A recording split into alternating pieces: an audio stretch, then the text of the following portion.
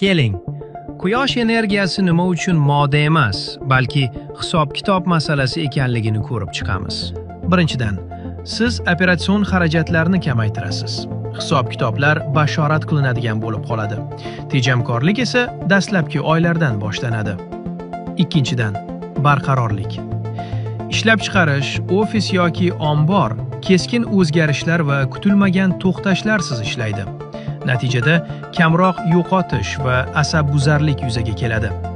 Quyosh yetarli, shuning uchun energiya ishlab chiqarish barqaror davom etadi. Budjetni rejalashtirish osonlashadi.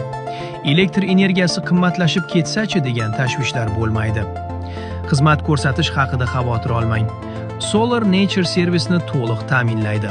Obyekt qiymatiga qo'shimcha. Mustaqillik va tejamkorlik biznesingizni yanada kuchli va talabi baland bo'lishiga xizmat qiladi. Siz uchun qancha energiya kerakligini va o'rnatish qanchaga tushishini bilmoqchimisiz? Bizga xabar qoldiring. Taxminiy raqamlarni bepul hisoblab ko'rsatib beramiz.